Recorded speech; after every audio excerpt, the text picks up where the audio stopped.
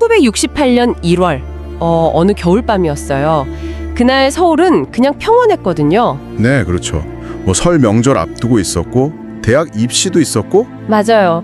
그래서 버스에는 뭐 동생 생일 선물 사들고 가던 학생도 있었고 또 타지에서 하숙하던 직장인, 결혼 앞둔 분도 계셨고요. 정말 그냥 보통의 밤이었는데 그렇죠. 바로 그날 밤에요. 청와대 근처에서 좀 수상한 사람들이 나타난 거예요.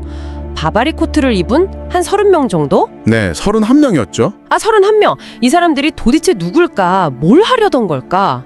오늘 여러분이 주신 자료들 보면서 그날 밤 이야기, 또 그 뒤 이야기 한번 깊이 파고들어 보죠. 네, 이게 그냥 단순한 어떤 침투 사건, 이걸 넘어서요. 그 당시 남북한의 그 첨예했던 대립 상황, 또 그 속에서 개개인들이 겪어야 했던 어떤 비극 같은 거 있잖아요. 그리고 우리 사회 전체에 미친 파장, 이런 거 좀 입체적으로 보여주는 굉장히 중요한 사건입니다. 자료들이 그걸 잘 보여주고 있고요. 경찰이 검문을 했는데 자기들이 육군 방첩부대, 그러니까 CIC라고 속였다면서요. 네, 맞아요.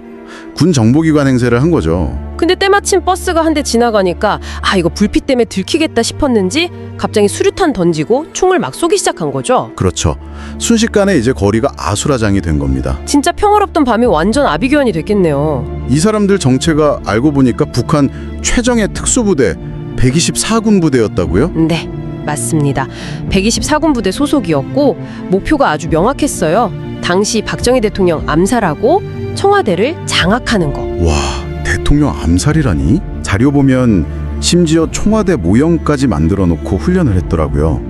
단 4분 안에 목표를 달성하겠다, 이런 아주 치밀한 계획을 세웠던 거죠.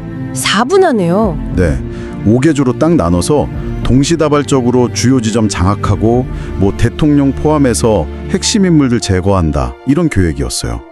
아니 근데 31명이나 되는 완전 무장한 사람들이 어떻게 청와대 한 300m 앞까지 아무한테도 안 들키고 올 수가 있었죠?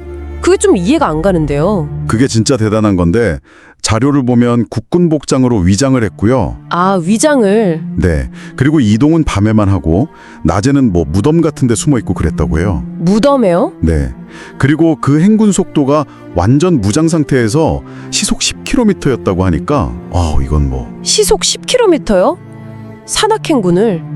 와, 진짜 혹독한 훈련을 받은 사람들이네요. 그쵸, 정말 그야말로 최정예 부대였던 거죠. 그런데 그 철저했던 계획에 예상치 못한 변수가 생겨요. 변수요? 네, 파주 삼봉산 근처를 지날 때 남욱군 우씨 형제들하고 딱 마주친 겁니다. 민간인을 만난 거네요. 원칙대로라면 좀 위험했을 텐데. 그쵸, 원칙은 제거하는 거였는데 여기서 좀 흥미로운 지점이 나타나요. 이 사람들이 북한에서 받은 교육이 있잖아요. 남조선 인민해방 뭐 이런 거. 네네. 근데 그 남욱군들이 딱 보기에 너무 가난해 보이니까 이 사람들은 우리가 해방시켜줘야 할 대상 아니냐? 이런 약간의 동정심, 그런 논쟁이 내부에서 벌어진 거예요. 죽이냐 마냐 이걸로. 그래서 결국 투표까지 했다고요? 18대 13으로 살려주기로 했다니. 참 아이러니하네요. 네, 근데 그 결정이 결국에는 작전의 치명타가 된 셈이죠. 그렇죠. 풀려난 남욱군들이 바로 신고를 했을 테니까요. 네, 맞습니다. 바로 신고했고 그래서 우리 군경이 이제 비상경계태세에 들어간 거죠. 근데 더 극적인 건 뭐냐면 이들이 남욱군을 만난 사실을 상부에 무전으로 보고했을 때 북한 주의부에서는 이미 작전 취소하고 즉시 복귀하라는 명령을 내렸다는 거예요. 정말요? 그럼 돌아갔어야 하는 거 아니에요? 근데 이제 제공해 주신 자료에 따르면 통신 담당하는 병사가 암호 해독을 제대로 못했대요. 암호 해독을? 네, 그래서 그 복귀 명령이 내려온 줄도 모르고 계속 남하를 한 거죠.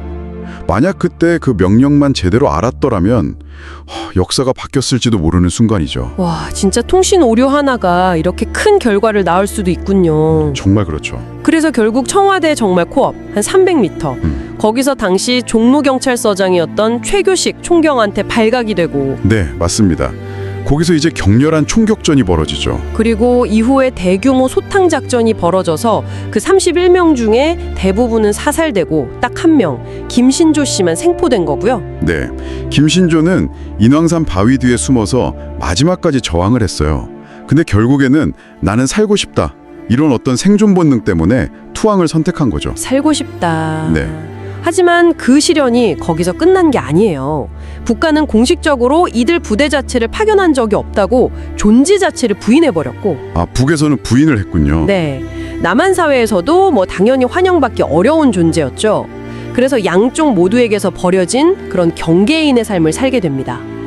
참 개인의 고뇌가 깊이 느껴지는 부분이에요. 그렇겠네요. 이 사건, 우리가 김신조 사건 또는 12.21 사태라고 부르는데, 이게 그 이후에 우리 사회에 미친 영향이 정말 엄청나더라고요. 네, 굉장히 컸죠. 당장 군 복무 기간이 6개월 늘어났고 예비군도 이때 창설됐다고 하고요. 맞아요.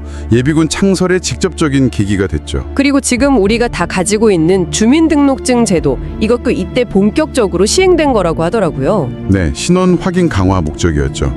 심지어는 뭐 광화문에 있는 이순신 장군 동상 세우는 거나 북악 스카이웨이 건설하는 배경에도 청와대 방어 강화라는 이 사건의 영향이 있다는 분석도 있고요. 와, 정말 우리 일상 곳곳에 알게 모르게 그 흔적이 남아있는 거네요. 네, 그렇습니다. 오늘 이렇게 쭉 살펴본 1.21 사태는 결국 분단이라는 현실, 또 이념 대립이라는 게 한 개인의 운명을 어떻게 막 뒤흔들고 또 사회 전체에 얼마나 큰 영향을 미치는지를 정말 압축적으로 보여주는 사건 같아요. 성공 직전에 실패한 작전, 그 과정에서 엇갈린 운명들, 그리고 아직까지도 남아있는 어떤 상흔 등 자료들을 보면서 참 많은 생각을 하게 됩니다. 그날 총격전으로 돌아가신 군인, 경찰분들, 또 아무 잘못 없이 희생된 시민분들의 아픔도 있고, 또 살아남은 김신조 씨의 그 복잡한 삶까지 보내주신 자료들 덕분에 그날의 어떤 긴박함과 슬픔, 그 무게를 조금이나마 같이 느낄 수 있었던 것 같습니다. 네, 그래서 마지막으로 듣고 계신 여러분께 질문 하나를 던지면서 마무리하고 싶습니다. 만약 여러분이 김신조 씨처럼 그런 극한의 상황에 처했다고 한번 생각해 보세요. 국가에 대한 어떤 신념 혹은 명령과 살고 싶다는 그 인간적인 본능 사이에서 선택을 해야 한다면 과연 어떤 길을 가시겠습니까? 그리고 더 나아가서 우리가 타인의 그런 절박했던 선택을 과연 쉽게 판단하거나 평가할 수 있을까요? 이 질문을 한번 마음속에 품어보시면 어떨까 싶습니다.